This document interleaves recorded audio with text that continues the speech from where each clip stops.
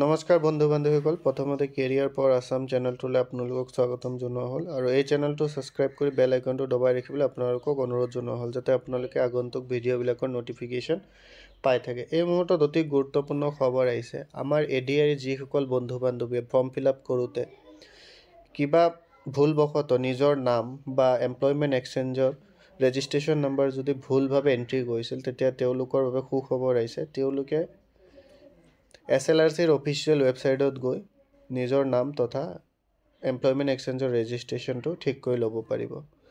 ইয়াৰ বাবে আমি SLRCৰ অফিচিয়েল ৱেবছাইটত যাব লাগিব। তাত গৈ আমি লগ ইনত ক্লিক কৰি নিজৰ এপ্লিকেশ্যন নম্বৰ আৰু পাছপৰ্টটো দবাই লগ ইনত যেতিয়া আমি ক্লিক কৰিম, এটা ৰাউণ্ড কৰি দিয়া হৈছে, লগ ইনত যেতিয়া ক্লিক কৰিম আমি তেতিয়া আমাৰ নিজৰ প্ৰফাইলটো খোল খাব আৰু এই প্ৰফাইলটো খোল খোৱাৰ পিছত আমি ওপৰত যেনেকুৱা লিখা আছে এডিট প্ৰফাইল, তাতে আমি ক্লিক কৰাৰ লগে লগে যেতিয়া আমি এডিট প্ৰফাইলত ক্লিক কৰিম তেতিয়া আমাৰ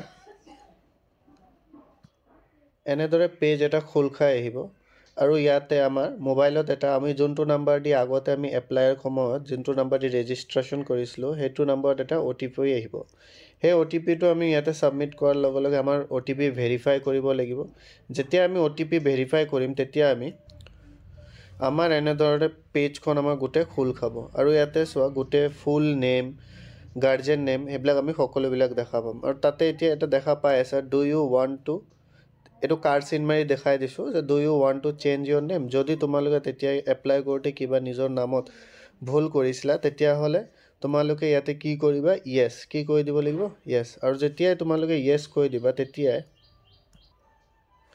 এনেদৰে এটা খোল খাই যাব আৰু তোমালোকে ইয়াতে ৰাউণ্ড দেখুৱাৰ দৰে ইয়াতে তোমালোকৰ চেঞ্জড নেমটো বহাব লাগিব। ঠিক তেনেদৰে তোমালোকৰ যোনটো এমপ্লয়মেণ্ট এক্সচেঞ্জৰ ৰেজিষ্ট্ৰেশ্যন আছে সেইটো যদি ভুল হৈ আছে তেতিয়া য়েছ দবাব লাগিব আৰু আমি কি কৰিব লাগিব, ইয়াতে আমাৰ যোনটো আমাৰ ভুল হৈছিল সেইটো এমপ্লয়মেণ্ট এক্সচেঞ্জৰ নাম্বাৰ ইয়াতে আমি কি কৰিব লাগিব, পুট কৰিব লাগিব।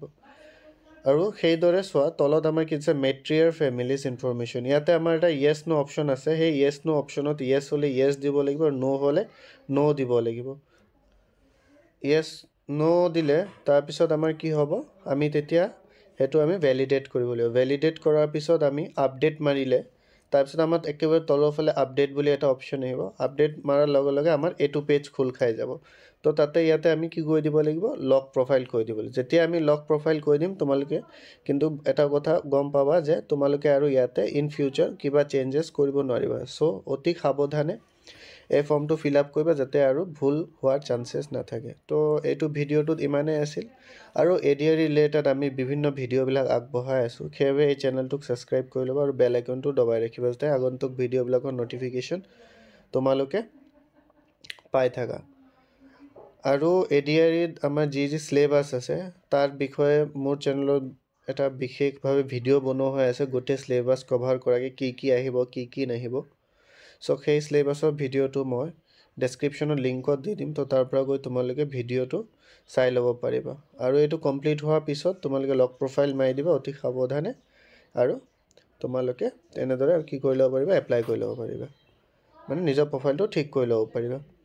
চ' কিবা ডাউট থাকিলে কমেণ্টত জনাব যদি ইয়াৰ ৰিগাৰ্ডিংছ কিবা ডাউট থাকে, আৰু ভিডিঅ'টো লাইক কৰি শ্বেয়াৰ কৰি দিব আৰু চেনেলটো ছাবস্ক্ৰাইব কৰি দিব। ধন্যবাদ।